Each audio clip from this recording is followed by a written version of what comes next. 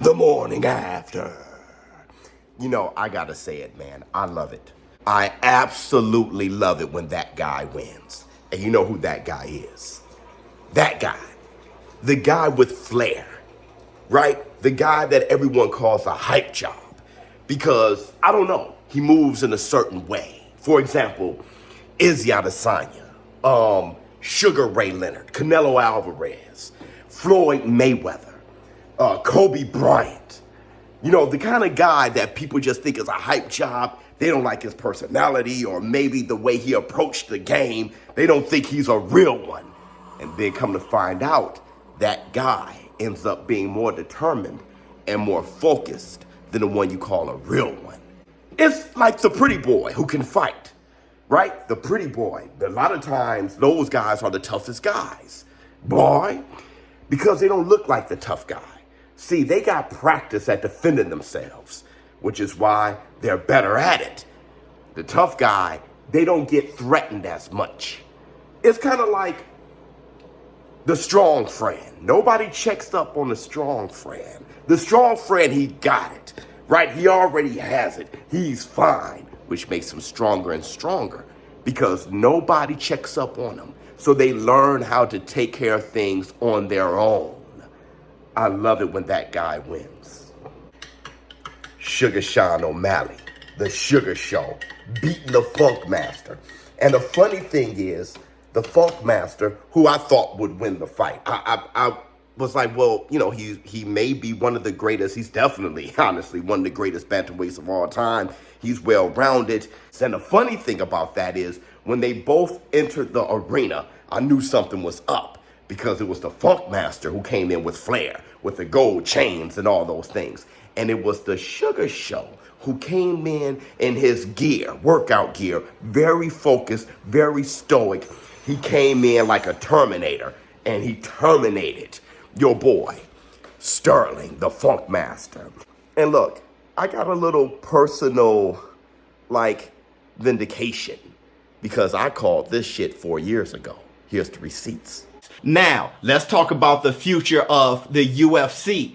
I think Sugar Sean O'Malley may be the Lomachenko of UFC. I know that's very huge to say. I know it's kind of early to say something like that. But when I look at his abilities, his timing, his ground game getting better, I think this kid is extremely special. And I want to know what you all think about this kid. I think Sugar Sean O'Malley is so talented that I'm seeing him as the Lomachenko of UFC. His timing, his quick strikes, the way he just gets it, how he can be calm in there, how well he can fight off his back once you get him on the ground. He's definitely getting better. He's not the greatest as of right now, but I'm just saying his potential.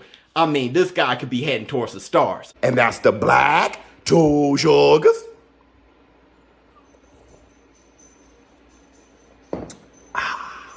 I knew that he could probably do some great things. Now, we have to see if the Sugar Show is a great fighter. And that has to do with defending your championship, right? And I've heard Teddy Atlas say, quoting Customato, that when you become a champion, you become 30% better. I think the Sugar Show, as a champion, he may just be that much more dangerous. It's so funny, though, people comparing his knockout with Conor McGregor's. Still the highway. Almost dead accurate, like a mirror image. Right hand, left handed, right? It just looks like a mirror image of it. That shows the great timing because Conor McGregor, you know, his timing, hand-eye coordination was just something next level and very special. Sugar Sean O'Malley is showing that. And look at the opponents they did that to. I want to say this too.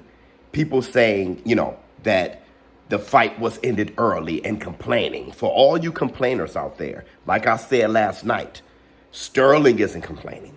So why should you? And that's a big thing. Why are fans complaining more than the fighters? I said this before about Errol the Truth Spence.